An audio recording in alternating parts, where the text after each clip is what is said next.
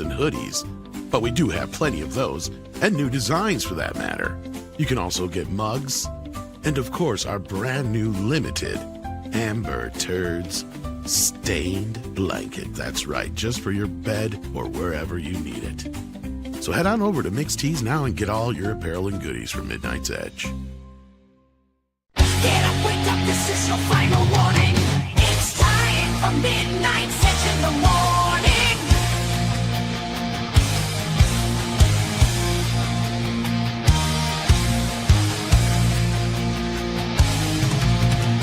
The gang is ready to go and it's time for the show.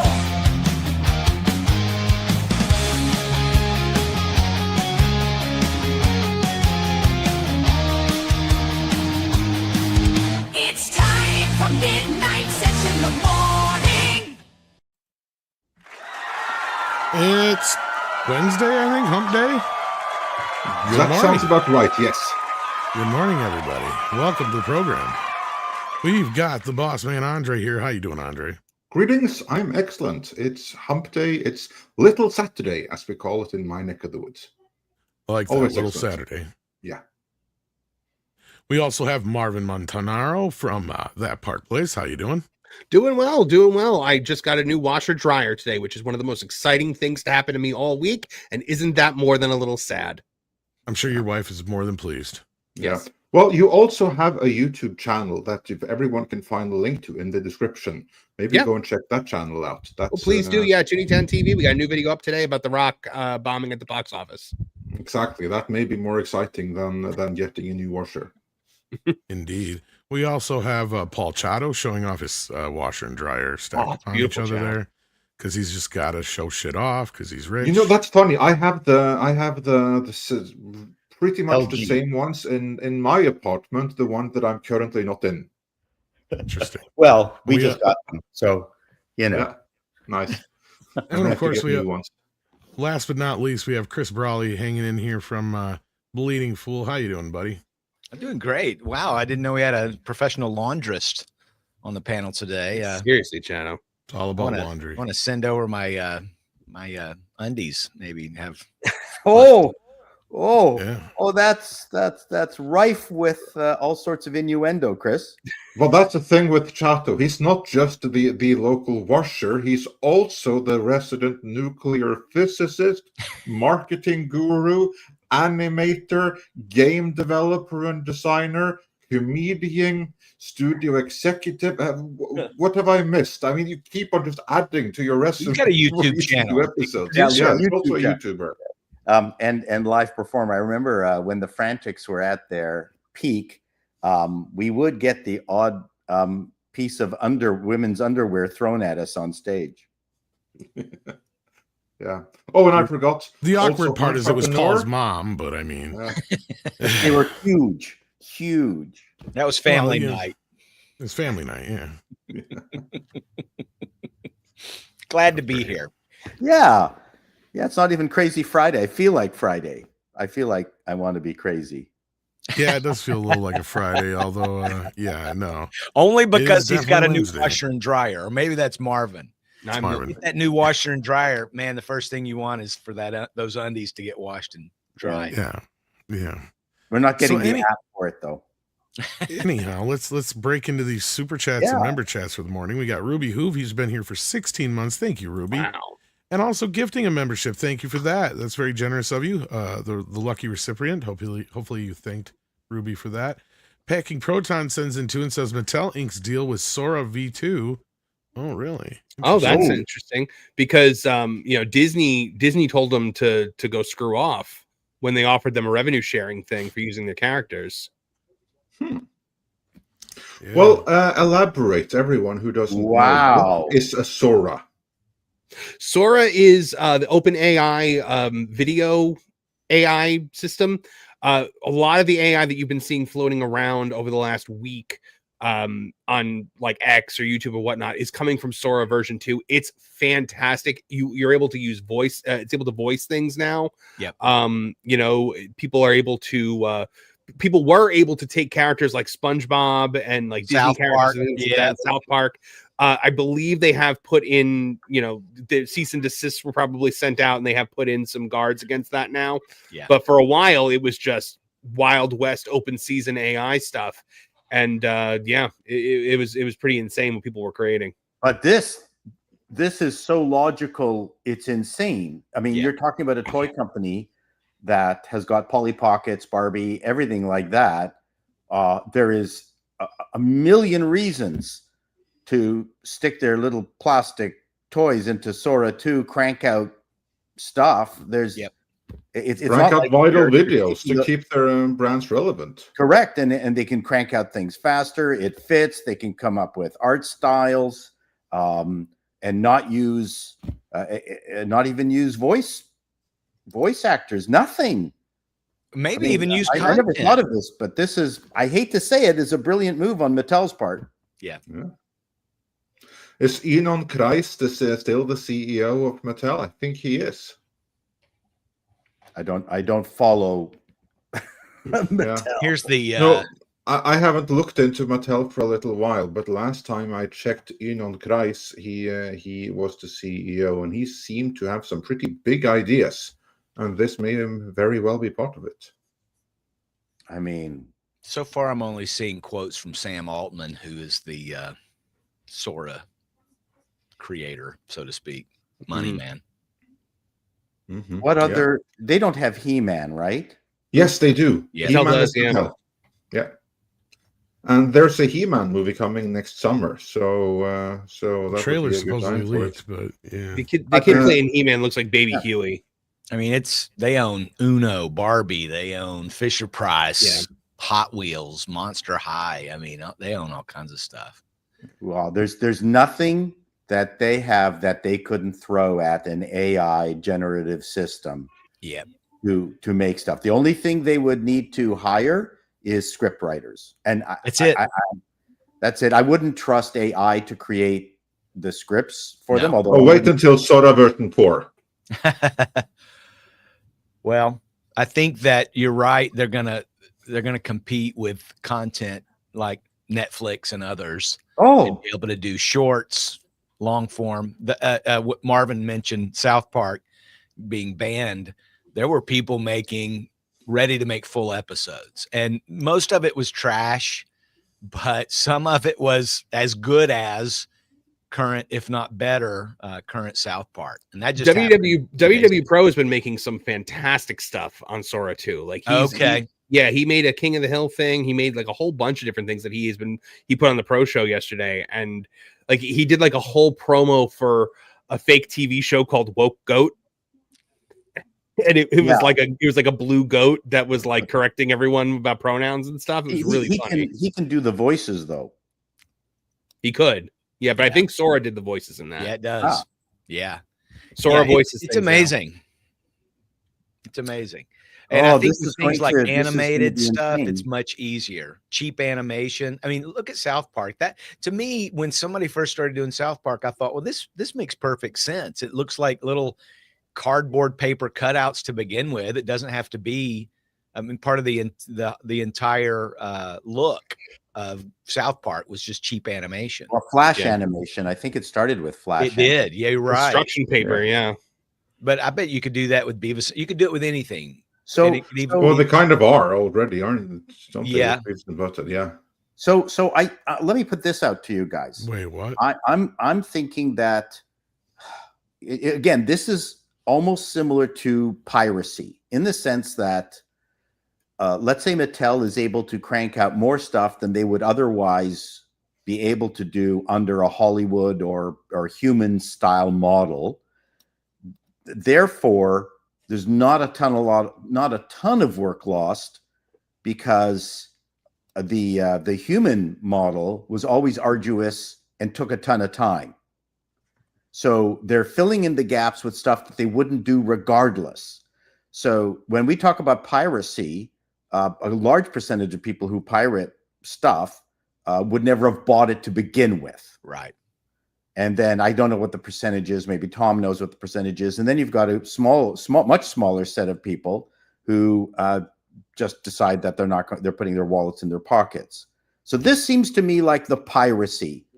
argument. More stuff will be made, but that more stuff never would have been put through the human managed system. And one I can mean- also argue if it should be made. Sorry, Tom. Just like the real quick point. Like, for instance, this is a problem that most of us content creators have on YouTube right now, that people are tuning out because there's so much AI slop from AI generated and driven channels that just produce pure garbage. Yeah. But the algorithm gets confused about what to push. And so they'll push some of that as well because there's just so much of it.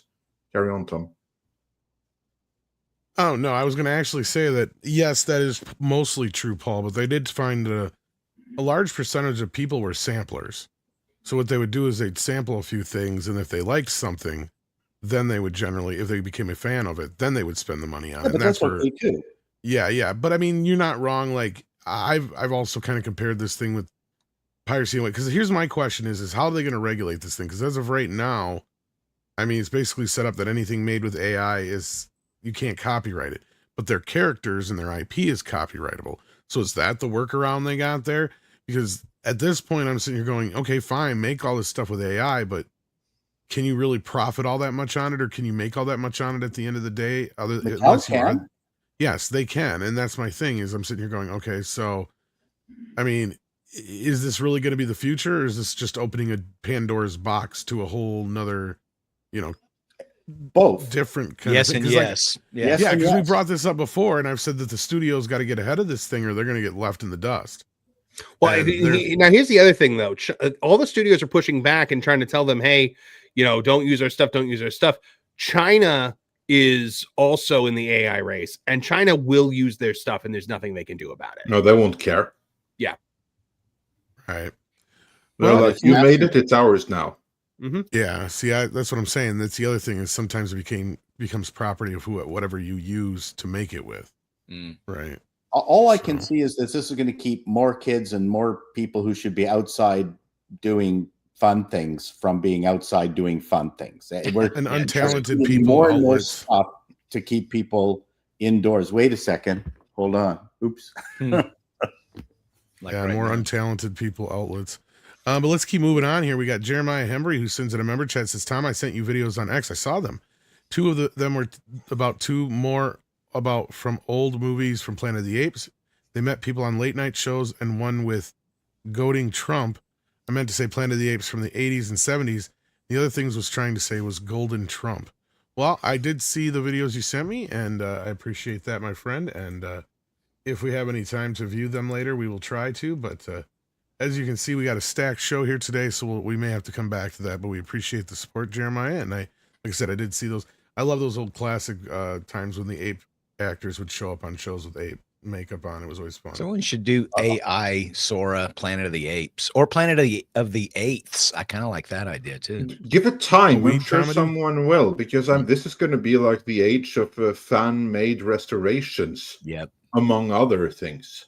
Paul Williams An appeared improvement. on Carson in his makeup. That was Ape. one of the clips he sent me. Yeah, That's a fantastic. Paul Williams showed up a few places in makeup. It's from what I know, a few different shows. But yeah. Paul Williams showed up in season 2 of Goliath, and I highly don't recommend it. Yeah, well, I didn't hate it as much as you did, but yeah, Man, I love love Paul that Williams show. though. Gosh, I love the first Paul season. Williams, though. Eh. I didn't Phantom hate of the second. Paradise. Oh, that's a great classic, man. Great movie. Yeah. Fucking awesome movie. Yep. Chuck Norris's kicks Kurtzman's ass says Star Trek United has a green light, not by Kurtzman. I don't know for sure about this. This is the first I'm hearing about. Is this true? Anybody know? Well, the news are coming hard and fast right now. Certainly, the rumors are video will come, but we need something from more sources and more places. But if that is true, that's very, very good news, because that would be, I believe, the Archer show. And if they have greenlit that without Kurtzman, that means Kurtzman is gone. And Archer, their continuation of Enterprise, is their way to fix things, which is basically going back to the Formula. post-Enterprise era. And then it depends entirely on who they have working for them and what they're going to do. But then you have much more freedom to go in. number of different directions. The direction that is certainly out of the question is Discovery. Oh yeah. Indeed. And then we've got KN Kareen who says for $4.99, for Andre, your Crown Prince Noi in Iowa State this week. Oh, okay. I said that right. Well, your Crown Prince is in, or I think she means a Crown Prince of Norway or something, is in Iowa. Yeah, maybe. I don't know. I don't keep detailed track of the royal. Oh, is that family's what's his face whereabouts. dude that you were talking about that you met? No. This is not Durek Verret. Durek Verret is the sister of the Crown Prince. So she is the princess who is currently not employed by the palace. She kind of like gave up her royal duties to be with Durek Verret, our own little Rasputin. The reason Tom is asking about that is because we actually have a video on that coming, because they're the subject of a new Netflix documentary. Since on Netflix, I've been flooded with requests to comment on it, so I'm going to do that. So that's coming very soon. Indeed. Then we got Dark King here who says, Uno, the movie where the cards work in real life. Uno reverse card makes bullets fly back to the shooter. Coming soon, rated PG from Sora and Mattel. I mean, you think you're joking, but we already had Battleship with aliens. So, yeah. I would rather an Uno movie be about like one family getting in a major fight because somebody threw down a draw 4 wild card. Ooh, love it. I think the Tetris movie is the way to go. I mean, the Tetris movie is pretty darn amazing. I mean, some of those things you can't really work with what's on screen, but behind the scenes, pretty amazing stuff there.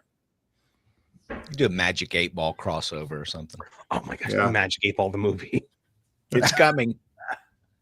Yeah. They did I can't one. wait for the. There was a Magic 8 Ball one, a horror one, where the bad guy would turn over, ask a question, like, "Do I cut off? Which limb should I cut off?" And it would come up the head. You know, I can't remember what the film was. Oh, it sounds like a short in VHS or some other anthology. Maybe. Yeah. But yeah, it was. I mean, what a great use of the 8 ball. Can be used for many things. And They was are my planning imagination. one to be PG-13 from Bloody Disgusting reported on it, I think, a year or so ago. there you A go. thriller. Yeah. Again, don't give them ideas. And I do believe I actually have heard something about the Uno movie as well. So, or Uno. Yeah. Uno, yes. Uno. Uno. Uno, dos, tres. Yeah. That would be it. Who would star in an Uno movie? I don't think it matters. I don't think it's about. I don't think it's about the actor so much. Pedro Pascal. Yeah, I was literally just about to say that. It would be Pedro. Yeah. Might as well. You don't think They'd connect Uno to his Colombian heritage. Because it's I Uno. think it's George Spanish. Lopez. I think it should be George Lopez. Danny Trejo. Yeah. Danny Yeah. Trejo would be good. There you go. We've just cast it. I'm still rooting for Pedro in the Smokey and the Bandit remake. Oh, perfect.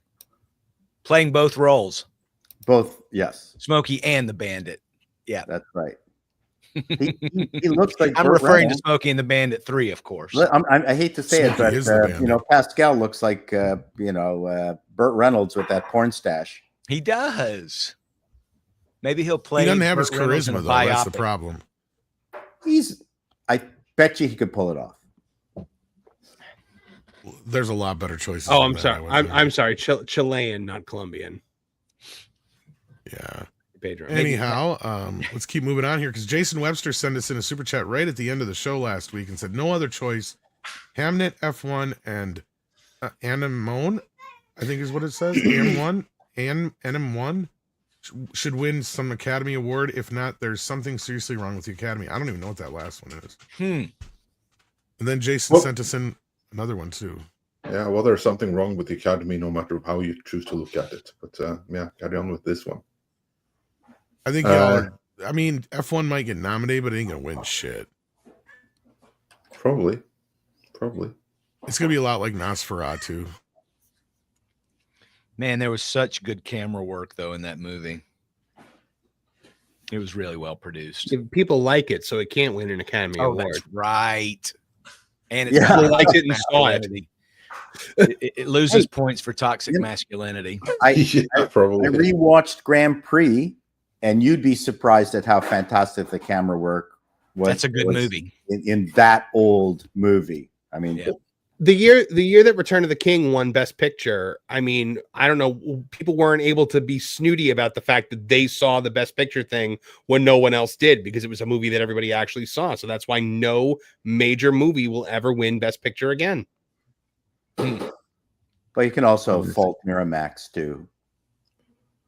Yeah, you can blame Harvey. Never fails. Blame Harvey. Everybody does. Yeah. A very convenient go-to excuse. I mean, it's not like it's there anymore, so they could fix it. But hey, there has to be a will for that to Does happen. Miramax But even still exist? Yeah, kind of. I don't know if they're making anything new, but I've seen the label pop up. Yeah, but have you seen it for new stuff or for older stuff? Trying to That's- remember. Yeah. Meanwhile, Jason Webster said for $10 Australian, keeping us up to date on award shows, the 16th Korea Drama Awards are on 11th of October. Good Boy, When Life Gives Tangerines, Our Unwritten Soul, Resident Playbook, Friendly Rivalry, and The Tale of Lady, okay, all have multiple nominations. Well, fantastic. We look forward to you letting us know who won. On the 12th or the first stream thereafter.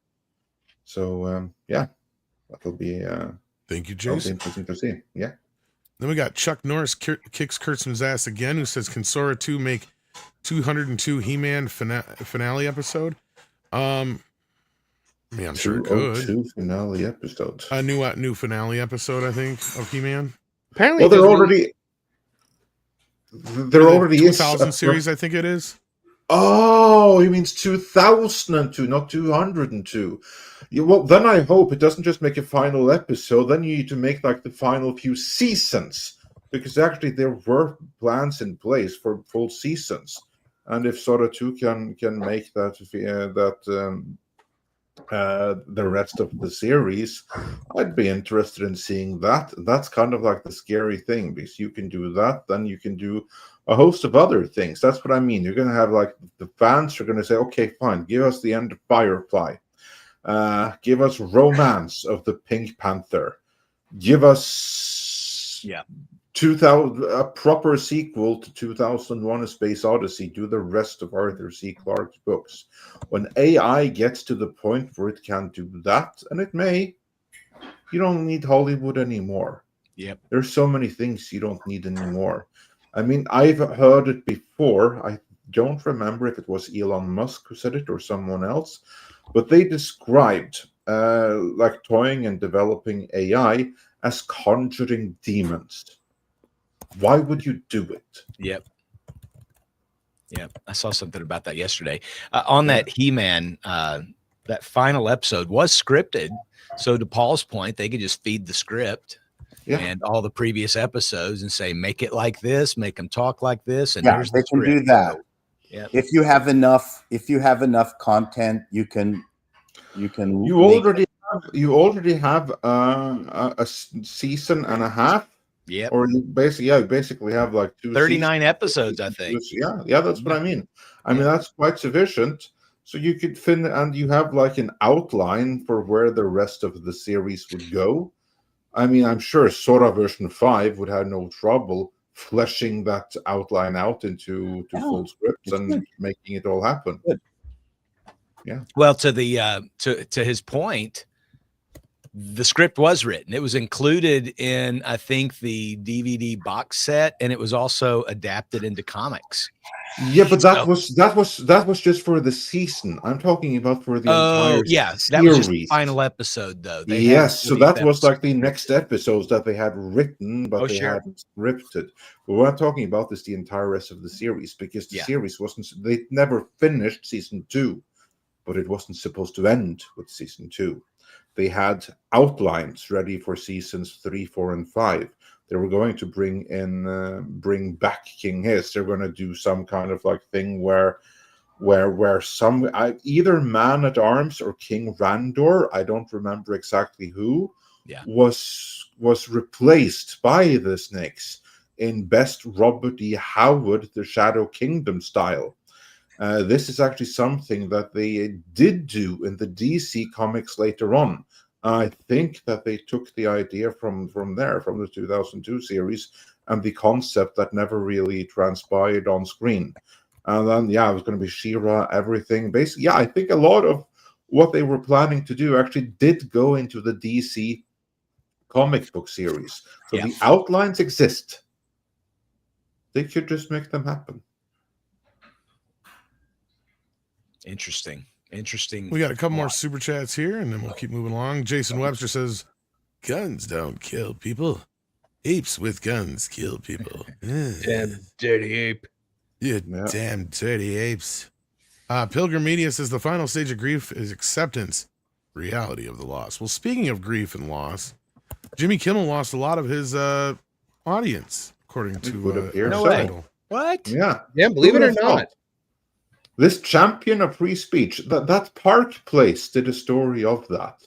And I think there's a chance we can get a hold of the author of that article. Tom, if you can dig that article. Actually, I can find it for you while the author of this piece begins talking about it, because there's more that went into Jimmy Kimmel recently.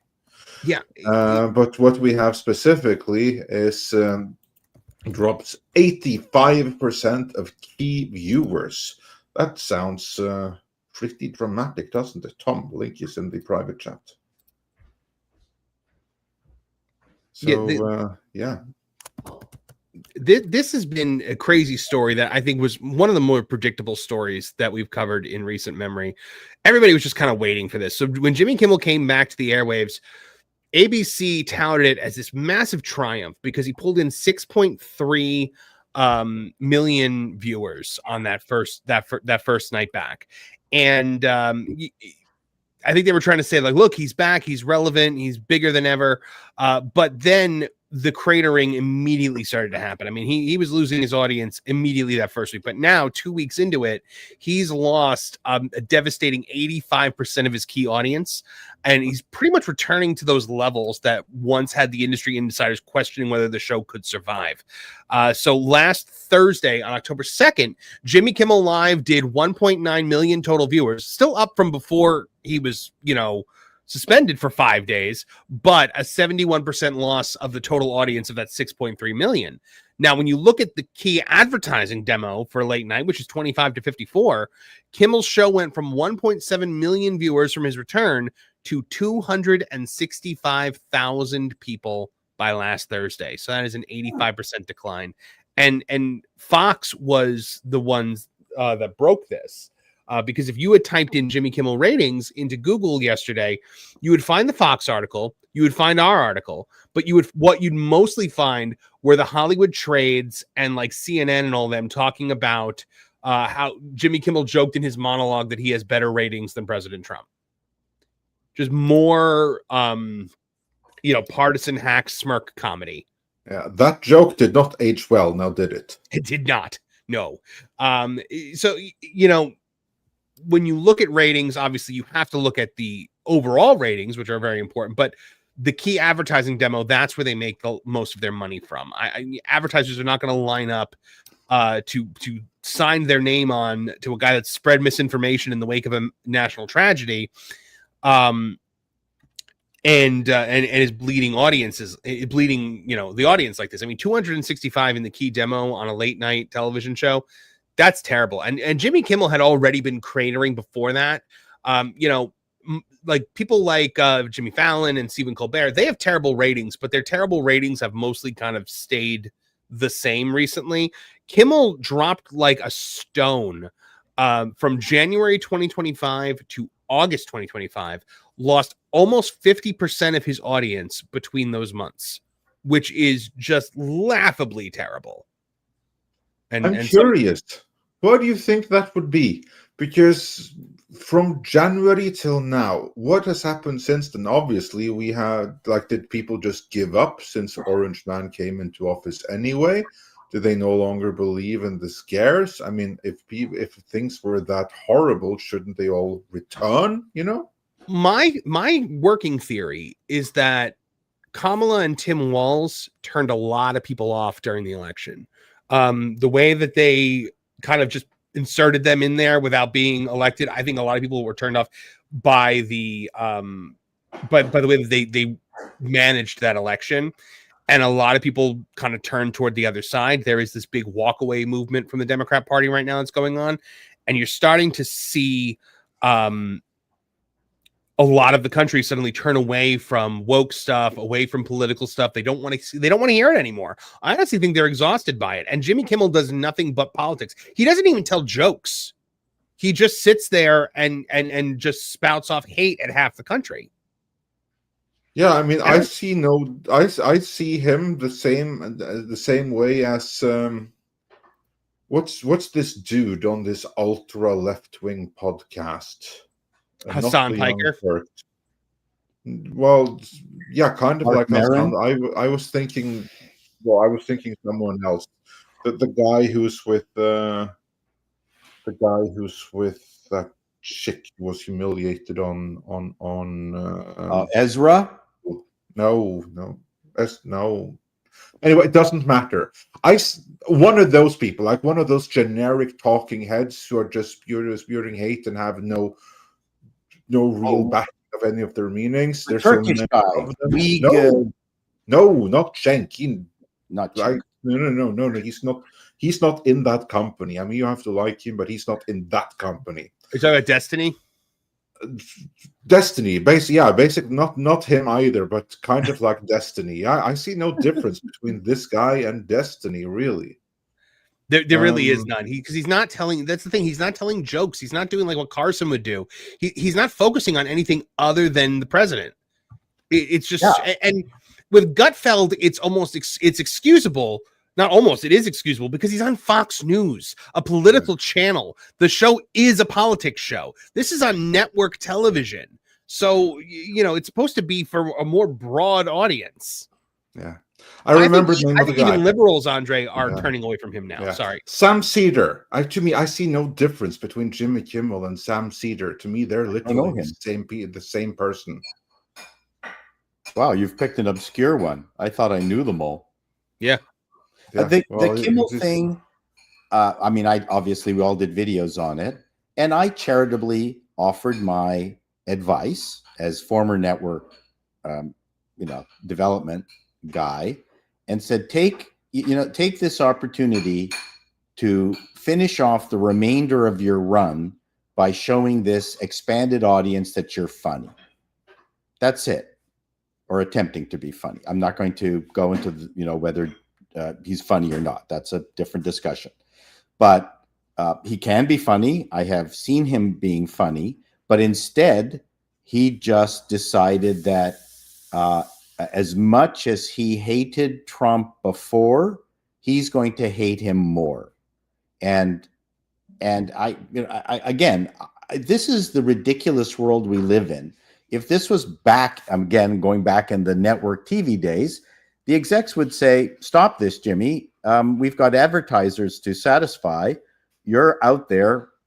You're going to entertain people.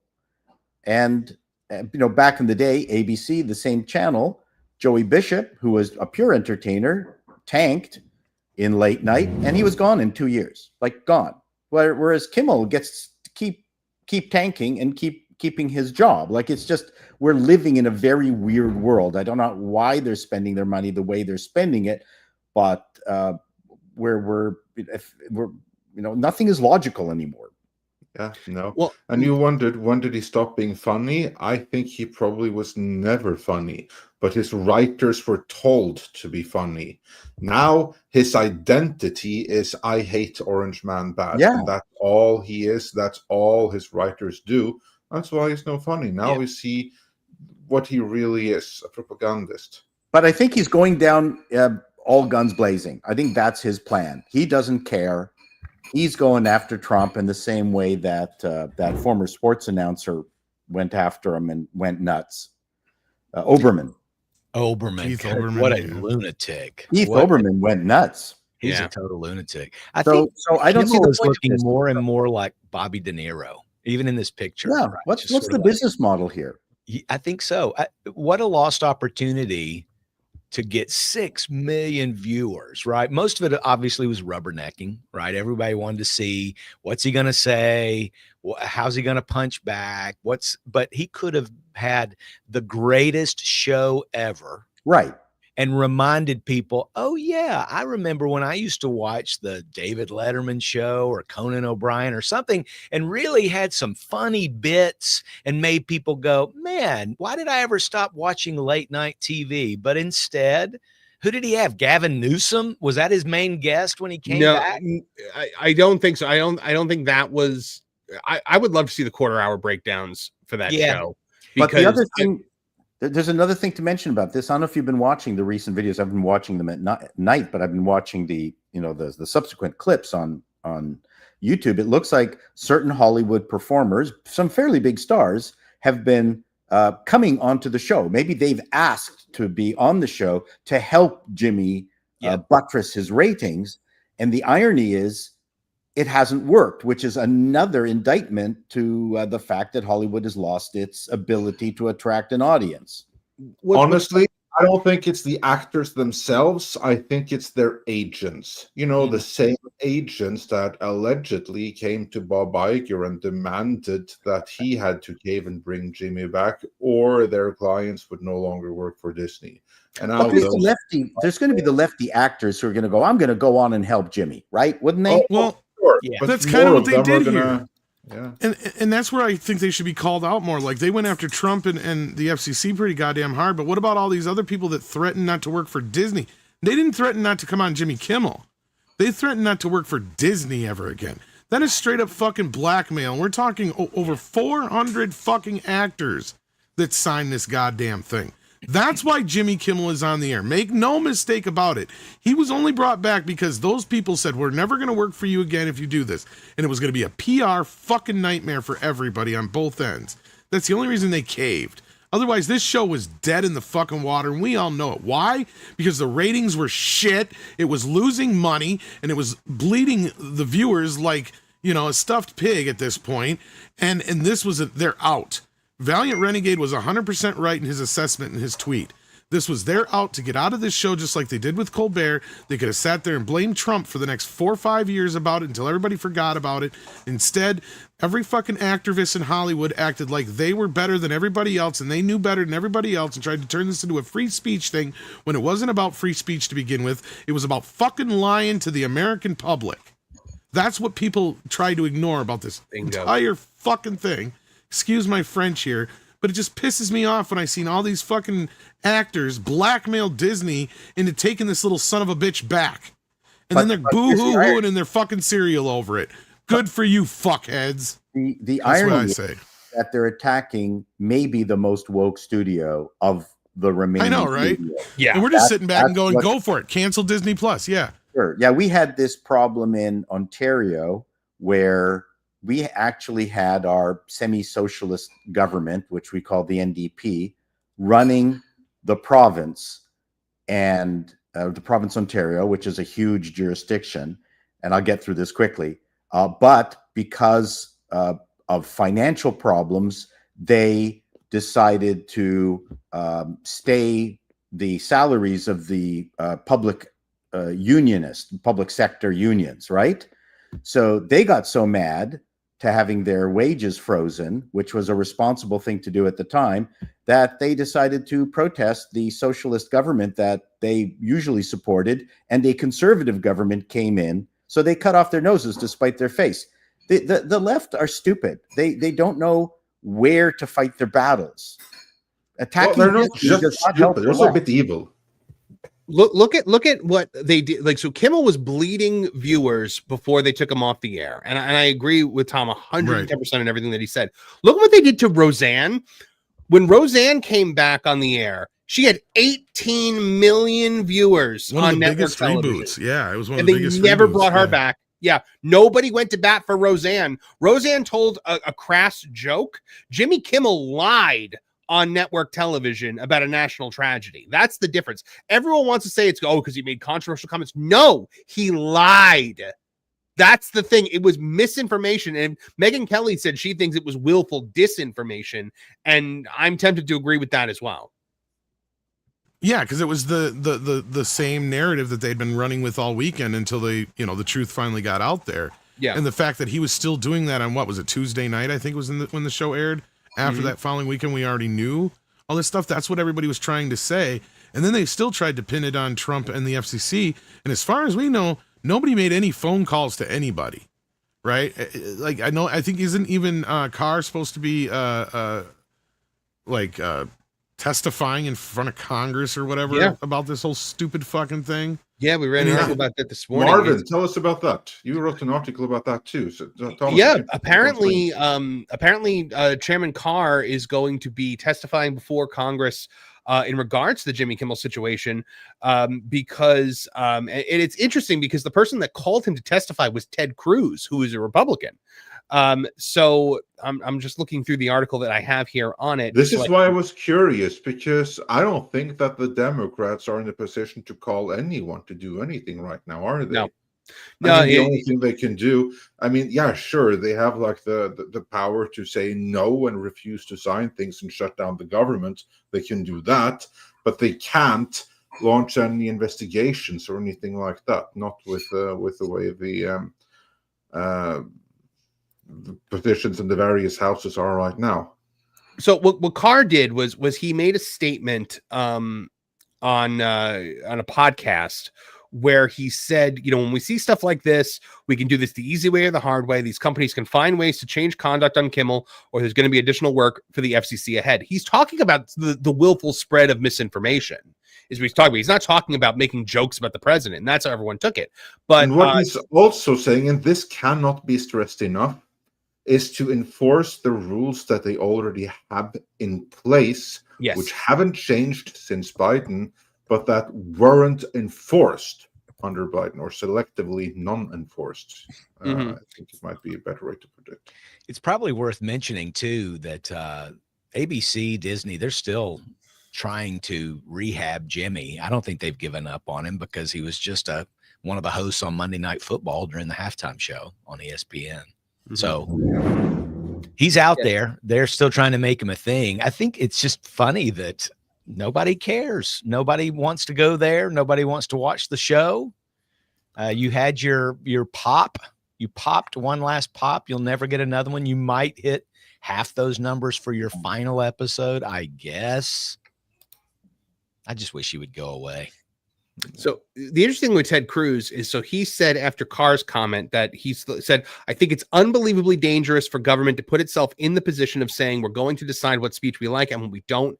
That's dangerous as hell. But then he also acknowledged the frustration that Americans feel toward politically charged programming. I think Ted Cruz is missing the point again, that it was not about making jokes about the president. It was not about making jokes about Charlie Kirk. It was about spreading misinformation on network television. That is the problem. Well, Ted Cruz being the one that's asking Carr to come in probably is smart and savvy enough to know that, and he's going to give Carr an opportunity to explain it.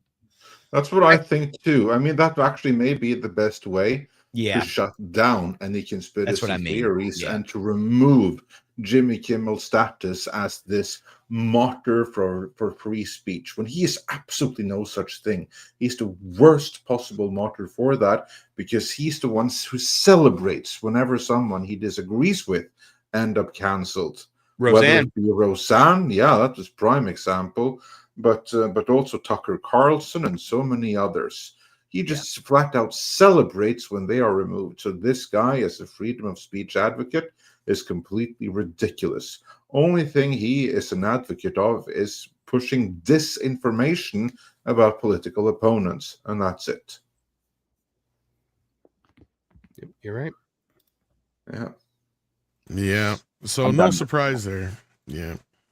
Yeah, I agree that I think Cruz is proud. So Nexstar and Sinclair have also said that both of them said that they actually, even though they didn't announce it yet, they had made the decision to pull Kimmel before Carr had made his statement, and that Carr's statement had nothing to do. So I don't even know why they have. So I think you might be right. It might be that they're trying to give Carr an opportunity to put this to bed. But I mean, the Democrats they're not going to hear a single word that he says. No, they have their narrative. They're going to stick to it. Well, and I mean, it also could be to get the truth out there in a sense that they'll be like, did you call anybody? Did you make any threats? And they'll be like, no. But then at the same time, that's when they'll be able to put out there exactly why they were under fire in the first place and what laws were potentially broken, right? Like, that's the thing. And this is what I was trying to tell people from the start. This is not so much about a free speech thing. It's about the fact that when you have an FCC license, you have a responsibility to the public, right? These aren't licenses they just hand out to anybody. Mm-hmm. And for that to be, it doesn't matter if you're on the news or not, there's still a certain responsibility when it comes to a live television program or a program where people are talking that isn't like a sitcom or a drama, right? That there's a level of expectations that whatever information you're putting out there is accurate. This is why The View, as also pointed in that tweet from Valiant Ready, right? This is why The View always has to have that, 5-minute segment at the end of the show where they correct all the ladies because they've said nothing but bullshit for the last hour, right? And when I say bullshit, I mean literal bullshit, right? Like they're just making shit up as they go or just saying the random shit they heard in the fucking news or wherever they heard it from their friends. And at the end of the show, the lawyers say, you can't say this, you got to fix that, you got to say this, you can't say that, and then they got to come up with this laundry list of things that they did. I mean, Kimmel should be doing the same fucking thing at this point, but he hasn't. And this is the other thing where I don't understand how people can even buy into this whole, it's Trump, it's the FCC thing. If Trump and the FCC wanted to crack down on him and a lot of these other folks, they could have done it a year ago, right? Or 6 months ago at this point. And he wouldn't be back. They wouldn't have been able to bring him back. Yeah. And no matter how many times they want to say it's their fault, it's not. It's Disney's choice for doing this in the first place. And they, whether they were squeezed by the networks is irrelevant because money is money, right? When you're losing, your sponsors and stuff, what are you going to do? There's no money there to pay for the show. So yeah. But Hello Computer sends in $2 and says execs will ruin AI streaming and the movies. Well, it's funny you bring that up again about the AI thing. Did you guys see this thing that Robin Williams' daughter said about AI? Yeah. She's not for it at all. Let's hear it in case the audience didn't see it. Yeah, so let me bring this up here. Variety did a story on this with Zelda, Robin's daughter, and she said, stop sending her AI videos of her father. Why would anyone do that? I don't understand that. Like, why would anyone send someone an AI video of their dead father? Like, it's disgusting. Well, there's some personality A disorders. You know how you have like a cluster B personality disorders, which are like the Amber Heard type, where like crazy, right? You have like some type A mental conditions where people get really, really awkward and really desperate to share things which are totally inappropriate to share. Even things that everyone else sees, dude, why the hell would you do that? But they don't see it. They just see something really cool that they want to share. Could be something harmless as that. That it's someone that just thinks, wow, this was super cool. I bet that Robin Williams' daughter would love to see the corpse of her father come to life this way. Although not necessarily, right? So could be as simple as that. If you wonder why someone would do something like that, that might be why. The big issues, you can't even do it. That's the issue. It'd be like sending a poem to your favorite movie star or something, a love letter. I mean, awkward, inappropriate. If you're Annie Wilkes. What's that? If you're Annie Wilkes. Robin Williams didn't die. He didn't get out of the cock-a-doodie car. No, like she said here, I don't know if you read any of this. He says, if you got any decency, just stop doing this to him and me. To everyone, even full stop. It's dumb. It's just a waste of time and energy. And believe me, it's not what he'd want. To watch the legacies of real people be condensed down to this vaguely looks like and sounds like them, that's enough. just so other people can churn out horrible TikTok slop. Puppeteering them is maddening. And you're not making art. You're making disgusting, over-processed hot dogs out of the the lives of human beings, out of the history of art and music, and shoving them down someone else's throat, hoping that they'll give you a thumbs up and a like. It's gross.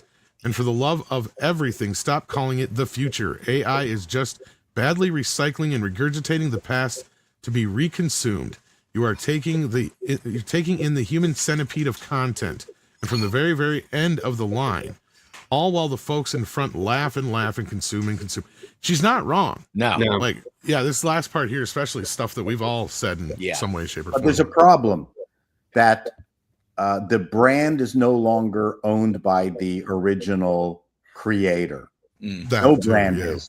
This was kind of not discovered, but sort of came to light when Coca-Cola went after people who were putting Mentos in Coke and doing videos of the Coke exploding. And instead of just having fun with it, they started suing the people, these kids, who were doing it initially as YouTube videos. And that's where, and I can't remember, some advertising guru wrote an essay saying the brand managers no longer own the brand. The public does. They get to do whatever they want with the brand. They have fun with it, or they hate it, or they cut it down. And in the case of Robin Williams, Robin does not own the brand anymore. The public does. And now they're sending this shit to his daughter. She has no choice. Well, and him committing suicide, I can't imagine what the family had to go through to process that, you know. That makes it even worse, certainly. But her comments on AI slop being this recycled stuff, I mean, are spot on. I mean, she almost sounds like a Justine Bateman acolyte or something. The problem is, as I said in my most recent video, we are reducing the ability of audiences to understand what good stuff is. It's almost, we're getting to Idiocracy, the movie Idiocracy. This is where we're heading. And I love hot dogs, and I know it's recycled stuff, right? It's like, just don't force those hot dogs down my throat, like she says. Mm-hmm. It's sad, and she's probably speaking up. Who knows who all is getting this sort of. I mean, I've seen some wild things in the last couple of days for this. Like, I saw somebody sent me one where it was like Chris Benoit coming out on AEW TV, and like that was insane. Another one was like Martin Luther King Jr. like in the WWE turning heel on the crowd. Like they're making some crazy things right now. Yep. Indeed. That's the thing. A tasteful police, not even a taste police, but a tasteful police. That was actually not a bad idea. Taste tester. That's kind of an interesting foreign Fahrenheit 451 alternative. The tasteful police. Indeed. And then we have, let's see here. We've got Jason Webster again, who says we will probably get films set in the 50s and 60s starring AI avatars of Cary Grant, Jimmy Stewart, Humphrey Bogart, Ava Gardner, and Betty Davis. Well, people have been saying that for a while, but they have to sell the likeness. Well, the thing is that. Yeah, sorry. Yeah, sorry. No. You're right. I just want to add real quick that, if a studio wants to do that, they have to license the likeness. If a fan who's really good at making prompts wants to do, like, for instance, a literal adaptation of the Dr. James Bond series set in the 60s, with the perfect cast from that time and even some from today, you don't have to do shit because it's a fan doing it. And this is the problem I think that Hollywood hasn't even realized with AI. Their own audience are going to be their biggest competitors, and the audience doesn't have to follow by the rules that they do. They don't have to license anything.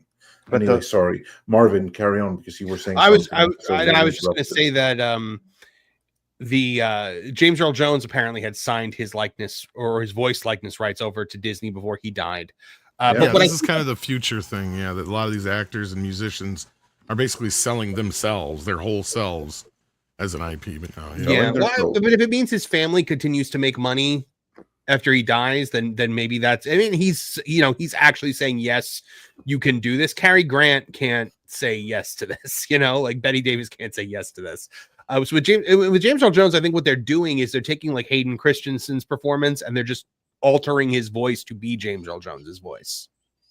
So Part of the challenge with the older actors is that AI is going to have to sample the actor from several movies from different studios.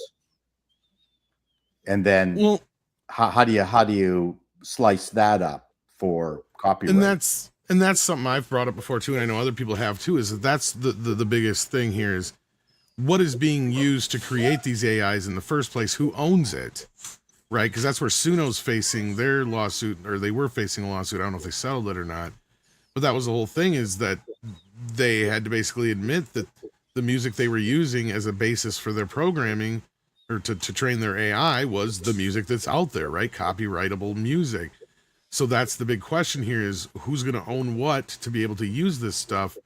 And Andre's right. As far as like the average person in their home, they don't have to worry about who owns what copyright to what.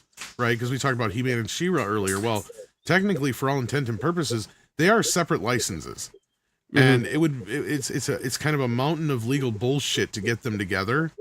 So that's probably the reason we'll unlikely ever see them on screen together again, at least not in our lifetimes, because of that kind of shit. But to a person at home, that doesn't mean jack squat, right? So this is where I think the studios are going to have to take some kind of control over some of this in some way, shape, or form, and same thing with the actors.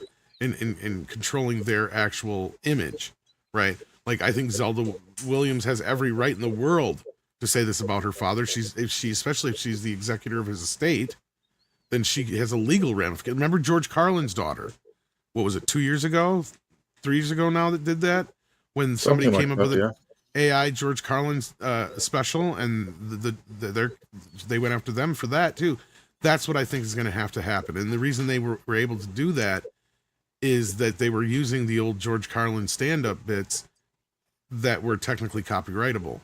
So this is where I think that the gray area is going to become more clear, at least for some people, is like, what are you using to train your AI with, and do you have the rights to do that? And that's where these studios are going to have to get on top of it in front of this, and maybe they are already with this likeness rights things. Because I remember us talking about this before, Andre, with what's his face, the special effects guy. I just forgot his name. Gary Tunnicliffe, where he had said that a lot of these actors, every few years, they just go in and have themselves scanned from head to toe, and then it's just banked. And that's what they're basically doing this for. So in the future, when you call up, I want Johnny Depp at age, 33 instead of now, then you just bring up Johnny Depp age 33, and it puts his younger face over his older face. Boom. No makeup involved, none of that. And that's kind of the future. Same thing with just doing makeup jobs in general. I remember him telling us that was more or less going to be the future, was you'll do the makeup once, you'll scan it, and then from there on out, a deep fake will end up putting the makeup on the actor for the rest of the shoot. So those kind of things I think will be useful for the studios, but they have to get in front of it, embrace it, use it in the way it needs to be. And as far as the public goes, I think it's a little late. I think that Pandora's box has already been opened up. People have access to this stuff. Average Joes can make their own AIs now. Their own programming and stuff like that. So yeah. Tom, what do you think about like Tilly Norwood, the AI actress, things like that, like creating brand new actors with AI? That, I mean, because part of me is like, that's a little weird, but then part of me is like, hold on, a Hollywood actor that you can turn off at the end of the day, that won't tweet and give acceptance speeches and virtue signal and blackmail studios. Like, I'm kind of okay with this. Well, we already saw this movie. It was called Sim 1. Yeah. It's like the antithesis of Rachel Zegler, right? You can make her pretty and sing really good, and she won't run her mouth. Now, there are some estates like Judy Garland and Laurence Olivier, and I think Burt Reynolds' estate have already allowed or signed off where they can do AI recreations of them. So there are some, even celebrities who are, or at least their estates, are allowing it. Well, not only, I think it's not so much that they're allowing it. I think is that they're ahead of the curve, and they realized, this is going to happen whether we want it or not. So let's get some money from this while the getting is still good. because because that way at least there's going to be some money. There's going to be like a cash check here and now from a Disney or whoever that's paying for the rights. Whereas when the fans get to making their own productions a few years down the line, ain't going to be shit. Well, and I can see them eventually doing this for dead singers like Elvis or Prince. There were a lot of songs that Prince recorded but were never released. And there's some of his music is still not on Spotify. Some of it is. I know there's been some shenanigans with his estate, but I could see them doing Well, that. and that's the thing is that Prince do a video. I know for a song. somebody was doing more recently some Michael Jackson and Prince AI stuff. Now, Michael, I guess his estate has allowed certain things, but Prince is very no. So, like, if you notice, it's funny because, like, the AIs, the Michael Jackson ones are like spot on, the Prince ones are way off. So the system is not allowed any Prince stuff, I think. Yeah. Outside of what randomly it can get. Oh, but you just need the right prompts, and I'm sure you can get Oh, yeah. behind that. Yeah, Oh, yeah. exactly. Looks And- a lot and you like have- Will Smith eating spaghetti right now. Yeah, Yeah. The Prince stuff is too tall. Yeah. And there's like so many freaky things like that already out. I mean, I saw like an AI of Donald Trump singing a song in Norwegian in my language. And it's one of the freakiest thing I've ever seen because it sounded pretty darn fluent and good.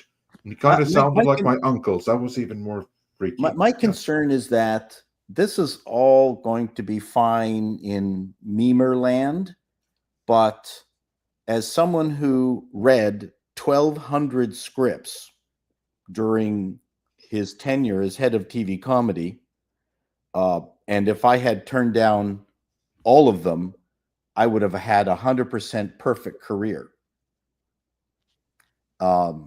Unfortunately, I did have to greenlight something, that crazy mess of stuff. And I mean, that just proved to me that you can have sparks of creativity, little short runs. What do you call it? Never mind. But professionals are professionals for a reason, and even they have their bad days. Like James Gunn, I would say is a good writer, but sometimes he writes bad stuff. Then if you multiply all the people who can only write bad stuff, and these people are going to have access to all these AI tools, we're going to have a lot of more stuff to view out there, but I don't think it's going to help those of us trying to sort out what to view. Yeah. Point. We're sort of in this Wild West period, Yes. before they really start clamping down. And there've been other eras, technology eras, where there's been this Wild West period. And I can see, you have like the Mickey Mouse, the original Mickey Mouse version is now public domain. And I could see some people using AI to create new content using those characters that are in the public domain. But to what point? Right. To what end? No one Well, cares to about what Mickey end? Mouse. Why do people make fan edits, right? To what end? I mean, there's going to always be these people with too Sure. much time on their hands making stuff, but that could be parlayed into something. I don't know. But they're not right? going to make any money on it because even Disney doesn't care about Mickey Mouse and has not done anything to maintain that brand. Sure. Yeah. I don't know. That maybe they just want clicks. Everybody's Yes. doing things for Yeah. clicks these days, right? And then we got some more super chats here before we move on. We got Lightning Sketch Productions, who says thoughts on whether or not D'Armo will be a good CEO for Disney. I guess this is who's this?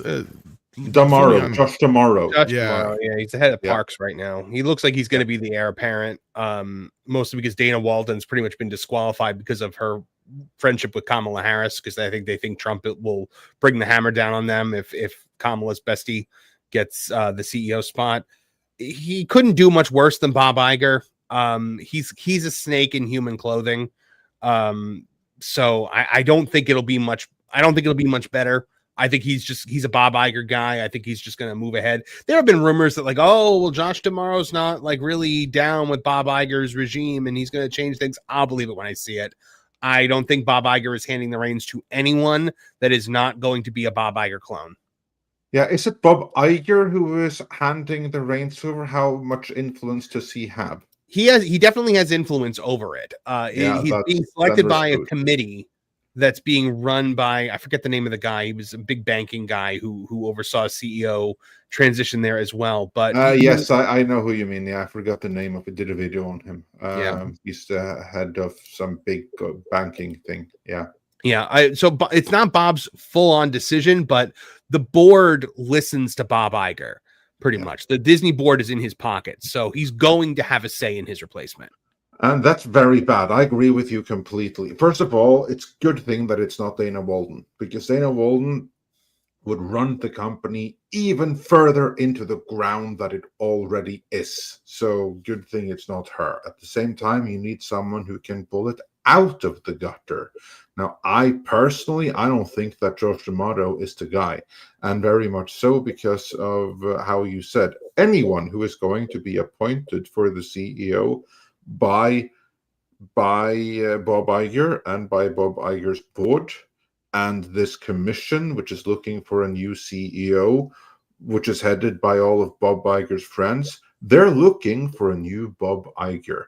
They're looking for someone who isn't going to rock the boat and who is going to continue to do the bidding of State Street, of these major investing companies, of these huge shareholders. They're looking to put their own guy in there, right? And if they decide that Josh D'Amato is their guy, that automatically means he's not Disney's guy, because this is something that very much so happened on Bob Iger's watch, that the company was kind of hijacked by these major shareholders, which just overrule all of the other shareholders. And they are the ones who make the decision here. And anyone who they're going to choose, honestly, is the wrong person for Disney, because he's not working for Disney. He's not working for the Disney legacy. He is there to do the bidding of these major shareholders, of the Vanguards, of the State Streets, of the BlackRocks. They are ultimately the ones who are making the pick here. The ones who are down with shareholder capitalism, the ones who go to meetings and have lunches with Mr. You Gotta Force Behaviors himself, Larry Fink of BlackRock. They're going to get a new guy like that. That's what Josh D'Amato is. So I'm not optimistic at all. I've said before, what Disney needs right now is what you had at X, a hostile takeover. Yeah. You need someone who can come in, take charge, take it private, get rid of all of these things, and then just fire everyone. Because that's kind of like what Musk did to Twitter. He fired everyone. And then he was like, okay, fine, I've fired too many. I'm going to rehire you, and you. I think do it with Nelson Peltz, that would have Well, been yeah, I think Nelson Peltz is done. I don't think he's going to try anymore. I think he made his point. He also made his money in making his point. Yeah, he sold off a lot of his stock and made billions. So he sold off everything. Basically, yeah, he bought his way into the company. He made some saber rattling and some moves which forced them to make things better, which drove up the share price. And then, seeing the way that this was going, he sold himself out of the company before they went face first into the ground, after it was clear he wasn't going to win. So yeah, he certainly won on that. I think what Disney needs is they need two people at the head of the company. You need a creative and you need a bean counter. The Walton Roy of the situation, like that. That's what a CFO is for, Marvin. Yeah, well, the problem is they have not had a CEO who was any sort of creative in a very, very long time. Sure, but Bob Iger wanted to be that. Yeah, but you know what? What's interesting is that you quote Eisner. He always quoted Mike Todd, and who was a very creative studio head. You don't hear any studio head quoting the brilliant, the greats from the past. I've never heard Iger talk about wanting to be the next Mike Todd. No, I think Iger has I think Iger hates everyone that came before him. He definitely hates Eisner, Yeah. but and I'm pretty sure he hates Walt Disney. But I agree.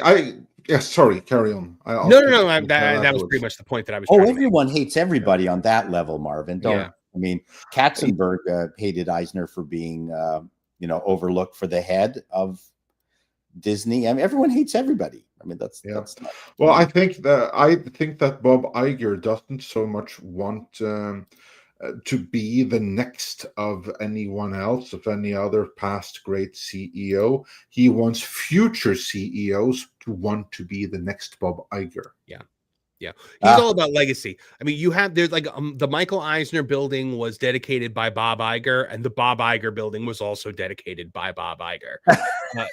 The fact that he named the new New York headquarters after himself is all you have to know about. Oh yeah, it's the Bob Iger building. That's where The View is filmed. Wow, that's fitting for some reason. Yeah, and then we've got. Yeah, go ahead. Sorry, Mark. I was just saying we ran a story about it when it happened. I couldn't believe it.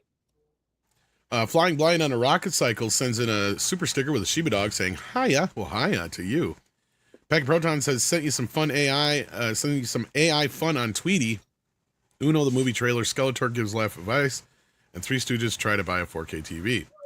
All right, well, let's check these out real super quick because they're not very long. I'm renaming the basement the Paul Chato Memorial Basement. Yeah. There you go. The cards. They're changing everything. Every move has a consequence. Play the wrong hand, and the world plays you back. So what do? We play to win. Uno, play or be played. Wow. That sounded like The Rock in the voice. It did sound like The Rock. That also sounded like something that could be a popular movie. That's incredible. Yeah, it does. Remember, in the real world, villains have to pay taxes on the money they steal. You can't deduct a getaway car as a business expense either. Ha! Until we meet again! That's a very poor Skeletor. I do a much terrible. better Skeletor. Yeah. Who's in this thing last? Yeah, if they don't last more than one show. Oh, it's sorry. useless. Here we All go. right, sirs, this is our latest model. It has HDR, no DRM, 5G connectivity, and can download a song in 40 seconds. How long do the transistor tubes in this thing last? Yeah, if they don't last more than one show, it's useless. All right. They didn't hit each other.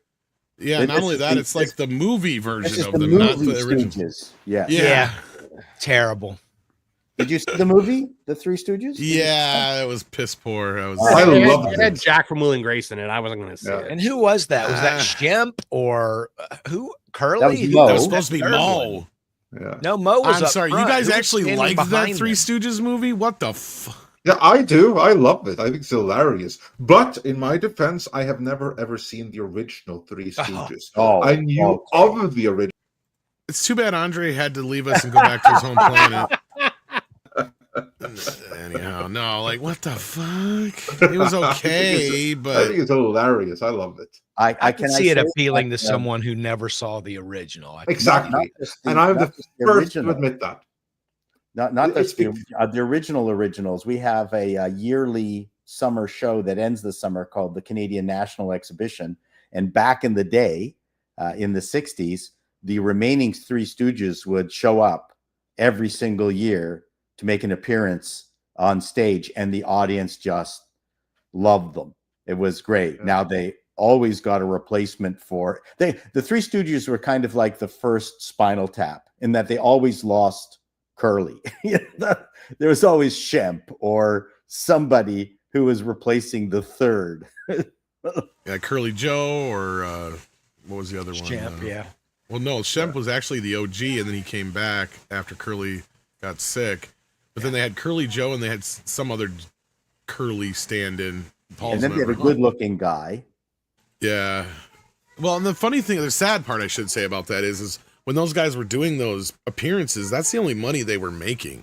Oh, Right? yeah. They didn't get diddly shit Oh, from yeah. the residuals of the original show. So And they were ancient, but we loved them. I saw them on stage at the CNE. It was fun. It was great. Yes, you're right. They made money only from those live appearances. If only- sadly, yeah. No one ever cast Billy West as Larry, which I think was a major misstep because Billy West does the best Larry Fine. Go out of your way to look up on YouTube from the Howard Stern show. Larry Fine goes to Woodstock. You will laugh until you piss yourself. Yeah, Billy does a pretty good one. Back when Howard Stern was fun. We have an update Right. on the Michael Jackson AI thing, by the way, kids. Oh. It looks like the estate is reportedly filing copyright claim against OpenAI for this whole thing. Yeah, there we go. Ooh. So There you here's the go. beginning of it. Yeah. So here we go. There yeah. you go. Yeah. So a little update there in the meantime. And then we got Pilgrim Media, who says AI is the Soylent Green of industrial media complex. Mm. You're not wrong. That's a good way of looking at it. The initial AI thing is going to be what Mattel just did. Mm-hmm. Where we're, Then Dearest, people with plastic people or animated properties that are not attached to a human being. That's what's going to gobble it up initially. yeah, Dearest says AI will explode in fan films. Soon you will see AI animated videos directly adapting comic books themselves, or comic book itself, sorry, with fan casting and voice work. Potentially, we'll see how far it gets. Jason Webster says, take AI Johnny Carson over Jimmy Kimmel any day. That I can get behind. There's enough clips of Johnny Carson to go back 30 years. You don't need Jimmy Kimmel. Just rerun the old shows. I would go for that. So Ed, did you hear what Kanye said this week? No, I did not. What did he say? Well, I can't repeat it here, but it was pretty bad. That would be the dollar would be Kanye. You're correct, tail sir. term. yeah, bigoted, racist, Nazi. Kanye West in the next week. Oh, there we go. Jason Webster says Dr. Frankenstein wants Iger back as his assistant. Sorry, Frankenstein. Well, it's funny is Disney even destroyed Dr. Frankenfurter. Did you see that the re-release of Rocky Horror Picture Show is not doing all that well, at least from what I've seen so far? Yeah. In the theaters, according to Alan Ing. Yeah, Disney everybody's killed at home that. playing on their AI. Well, and I think it didn't help that they really pissed off the community when Disney first bought Fox and they stopped allowing Rocky Horror Midnight showings, which was fucked up because that was the longest running movie in the history of cinema because there had been nonstop showings at certain theaters. I think like the Roxy and certain other places that had done it for years, that it had just consistently played every Friday, Saturday night at midnight. Yep. Disney is just so bizarre. It's like, why do the one thing that has kept that movie in the public eye all these years? We're going to go ahead and cut that out. Those midnight showings, let's cut those out. Oh, now we own Predator and Alien. Let's not team them up. Let's do something random. I've been saying for years that the Disney motto is, well, people like it, so it has to go. That's right. Oh, boys like Marvel. We got to change that. Bring in the girls, It's like they don't love the industry. No. The comparison that I always make about what Disney has done with Star Wars and Marvel is if imagine you have a boy playing with a Luke Skywalker action figure, and Bob Iger comes along, takes the action figure, puts a dress on it, tries to hand it to his sister. The boy is now mad because you took it from him, and the girl is looking at it like, what am I supposed to do with this?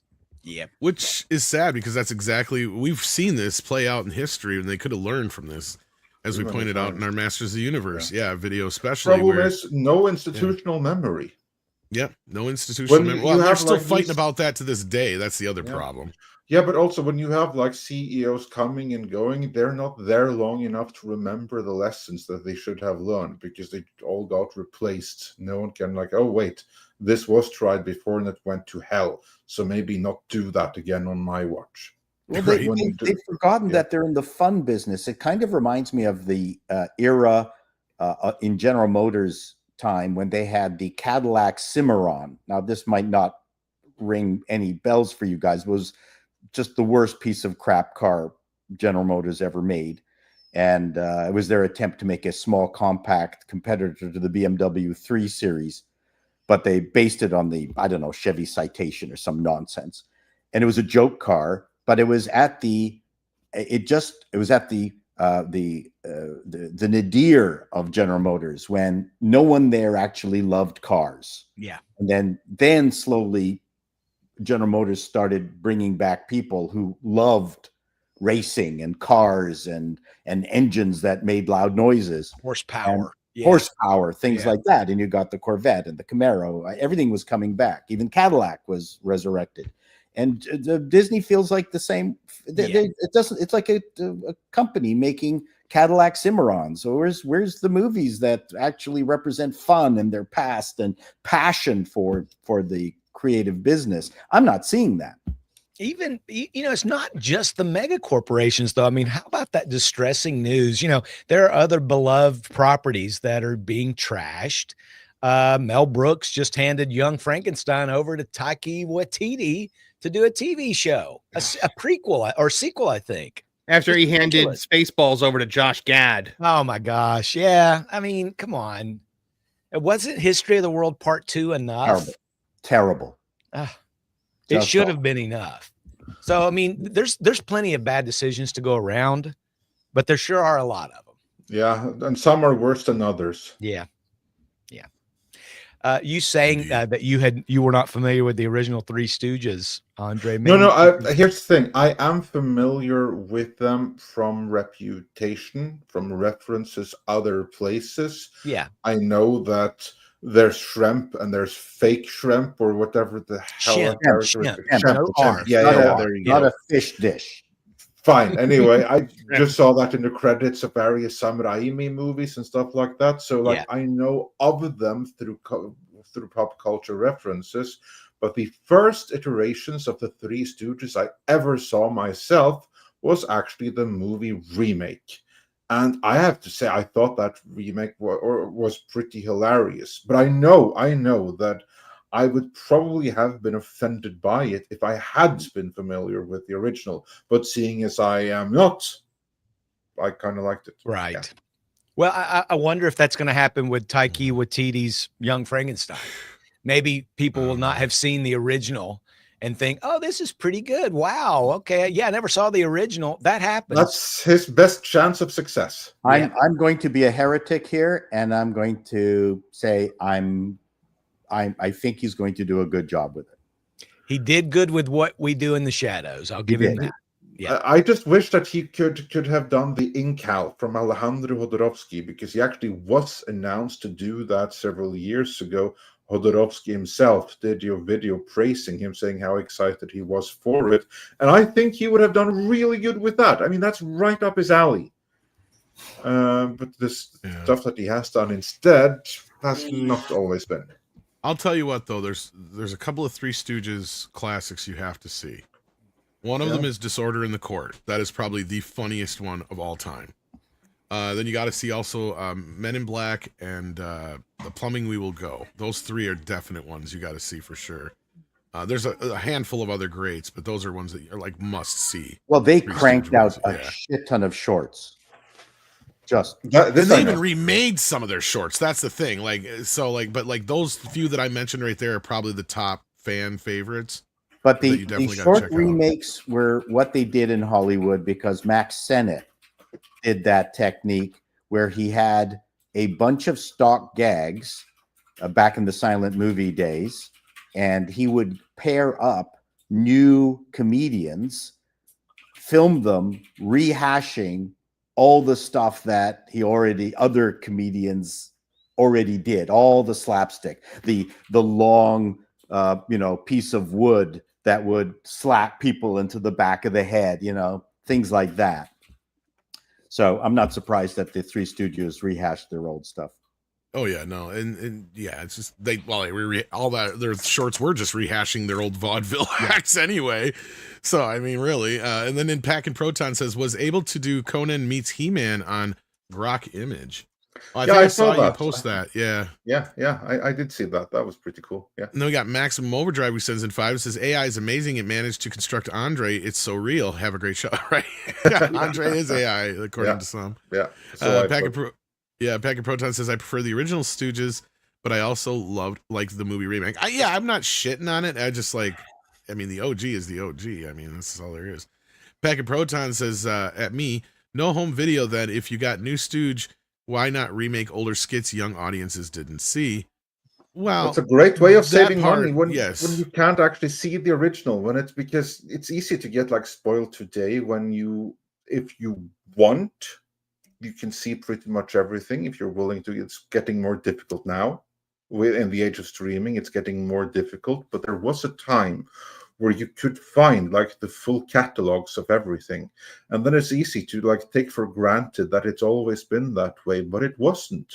For most of the history of entertainment, the stuff that was made was effectively lost once it wasn't in theaters, or if it wasn't on rental, you couldn't get to it. That was the case with most things. And that's how you could easily get away with remakes at a certain point in history, because there was no. Well, that might be way what of Packet seeing- Protons is Yeah. referencing here. I brought this up before, like, back in the day, basically what you just said, Andre. Yeah. Like, I usually bring up King Kong as the example when they brought the one out in Perfect example. 76. Yeah. Yeah, sure, as popular as the original was, there was still a large swath of the audience who had never seen the original. So to them, this was their first King Kong. And that kind of thing happened all the time back in the day. And that's why to me, remakes were always part of the system, but now they become just as, the thing they were relying on aside from the IP, and it's all about the IP now. So that's a little bit different, but yeah, no, this is true. This is very true.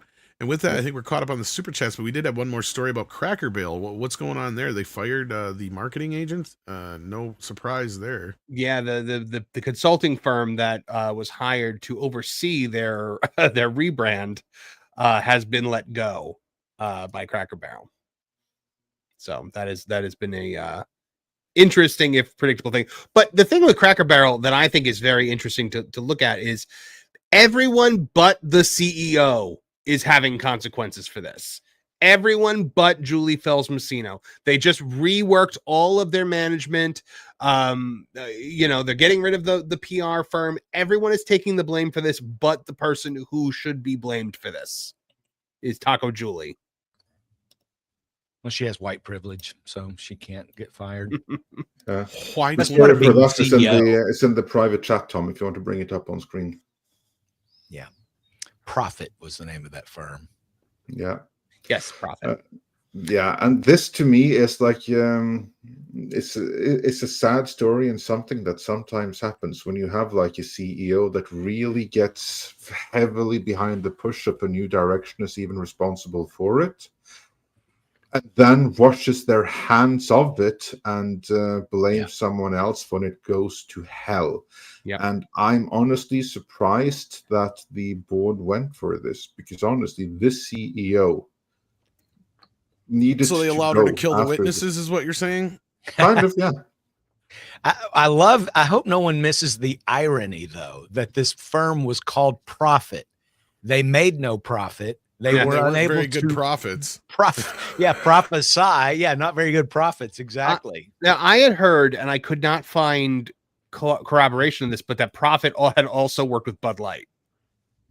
Ooh, that'd be interesting No. if that's true. I've heard that on social media. I could not find anything concrete enough for me to print on that, but I really want to find out if that's true. That would be hilarious. Because I mean, it's clearly just one of those woke PR firms that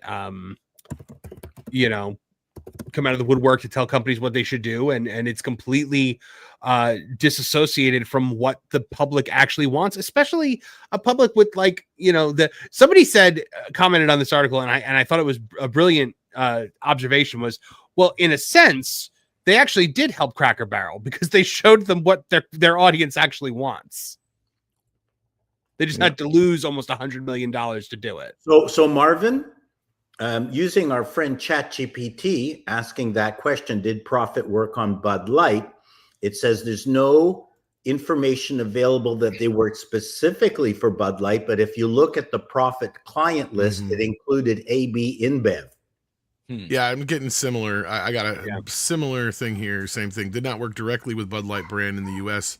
during its 2023 campaign, but we don't know. But InBev, which owns Bud Light, was a client of Profits. That was the same thing that I was finding. That's why I didn't run with that particular angle, just because I couldn't 100% confirm it. We can bullshit our way here. Of course. When we're getting opinions, we can absolutely. Well, it's a fun meme, right? I mean, it was sort of the same results, except on a larger scale. They did work with Regal Cinemas, I think. Pardon me. Bless you. I actually like Regal Cinema. That's where I have my movie membership is Regal. They're like in the mid ground for me, yeah. So I mean, look, am I not surprised? Or is anybody surprised by this? Like, yeah, like I was only half joking when I said so they let her kill the witnesses, right? That's really what happened here. It kind of. I'm not surprised, but I'm very disappointed because honestly, this is where I kind of like want accountability. I think that you have the same thing with Gillette. You have the same thing with Bud Light, with Target, more recently with Jaguar, the British car brand, right? Oh. Which is now pronounced with an F, and where you have the CEO. And I think most, if not the entire board, is behind the new direction, which completely mauled the brand. I mean, you need to do a complete, total wipeout. Well, they did. They got the board and everything. They got rid of the head of marketing and the advertising campaign for Jaguar. They're all gone. Yeah, but that's not enough because the CEO was behind it, and the board, and the head of the board was behind it. You basically need a riot of the shareholders that have to come out in unison. They have to throw the entire board, and then the entire head of the company. Everyone has to go after something like that. So I have no idea what car they're going to make, but that's a different discussion. That's a different situation. I mean, that Game-Mobile that they were making in the two colors corresponding to the trans flag. I mean, just scrap that thing right off the bat. There's no point in even finishing it. It's going to sell one. The question is, did this woman completely Heinerscheid Cracker Barrel? No, because I think people went to Cracker Barrel again in big numbers, didn't they? And you tell me, like, I'm not in the States, I haven't seen any numbers here, but I think that if anything, more people went to the Cracker Barrel to sample it that still were before, and to the moment they changed things, the people went there en masse. I think that's what happened there, not like with Bud Light, where people wouldn't touch it because they were afraid it was going to make them gay. Right? See, that's a big difference. Honestly, I don't know how it affected their sales. I haven't seen one way or the other. I haven't seen if they've rebounded at all. Their last investor call, they essentially were just reporting losses. So I think the next quarter investor call will probably be where we find out if they've rebounded at all. Cracker Barrel is interesting though, because it's not like there are some people out there who are like, hey, we're going to go out to dinner tonight, let's go to Cracker Barrel. But the majority of people that I think go there are people that are like taking road trips and they see a Cracker Barrel advertised on the side of the road and they're like, hey, let's stop for dinner. Or it's the one place that you can take like grandma and grandpa and nobody's going to argue about it. Exactly. That's another good point. But they will be facing a proxy battle, I think, at the next vote, because the guy who owns Steak and Shake has been just eating their lunch, by the way, has just been absolutely decimating them on social media. And I think he is going to make a play for the company because he's been very, very, very, very critical of Julie Phelps-Messino and her regime there. And now actually Steak and Shake has just announced that they're going to be flying the largest American flag that's like possible and like legal at all of their locations coming soon, because they want to portray that they stand for American values. So they've kind of become the anti-Cracker Barrel. Impressive. Well, interesting. I mean, I'm not surprised. I don't know if anybody would be. Oh, did we lose Chris? Did he have an internet hiccup? I think he might have had an internet hiccup. Yeah, probably. Yeah. Anyhow, he should be back. But with that, let's see what you guys are talking about out there. In the meantime, Pack and Proton says, yep, meant the original Stooges in the 60s remaking their 30s skits for younger audiences. Yep. They just replaced Shemp and whoever else for Curly. Pack and Proton says, does Marvin have a Cracker Barrel CEO? Does Marvin have Cracker Barrel CEO glasses? Well, these are Tony Stark glasses, but yes, I do. And Chris has returned. So thank you for the super chats, guys. We appreciate that. But Chris's audio has not returned. That has not. And I don't see anything on the Rumble side of things. So, hello? Yeah, now we can hear you. Now we can hear you. There you go. Fully returned. Yeah. So yeah, so unless there was anything else we had to discuss today, gentlemen, I guess this is the where we round out the show. Yeah, Let's let indeed. Paul So- start with that. Yeah. Paul, plug your wares. I'm at Call Me Chatto fairly regularly and at Appalling News when there's appalling news to news. And that's it for me. All right, cool. Indeed, And, Chris, tell us a little bit about Bleeding Fool. Bleeding Fool is a website that does entertainment news and views. No, we are right now. I think our biggest story is still some of that James Bond and how Amazon's going to handle the property. Worry. And also how flaky Elizabeth Olsen has been lately. She's acting quite strange. Doesn't even remember the last MCU project that she did. So funny. Yeah. I wouldn't remember it either because Marvel Zombies was terrible. And that's the project that it was, right? Maybe she would prefer not to remember it. And, you know, just check out the latest news. We're posting stuff up there about every other hour. It's at bleedingfool.com. And you can find me on X at Chris Brawley or at Bleeding Fool. Thanks, guys.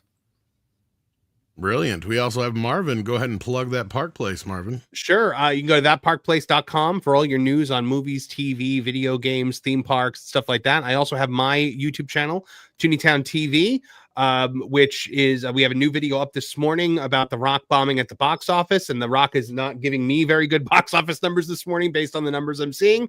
So please check out that video. We had one on James Gunn the other day that was pretty long and involved a lot of me yelling.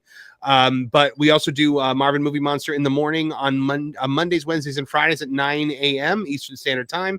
And we have Toonie Talk TV Thursday at 8 p.m. Eastern Standard Time as well. So please check it out. Awesome sauce. And thank you for being here. And Andre, is there anything else we need to plug before we head out? Yeah, just stay tuned. You'll be redirected to Latino Slant. Check back for probably tomorrow. We should have more videos dropping here as well. Check out the ones we already have because the algorithm sure didn't push any of those. And Tom, anything you got coming before long? Is it Wednesday today? Just physical Yes. media show tonight where we're going to be talking about the new Nightmare on Elm Street box set for sure, and God knows what else. So yeah, tune into that. And Yeah, and with that, let's bring out the koalas in the rain. Bye, everyone. Koalas in the rain, koalas in the rain, no fucks given. Koalas in the rain, koalas in the rain, no fucks given. Koalas in the rain, koalas in the rain, no fucks given.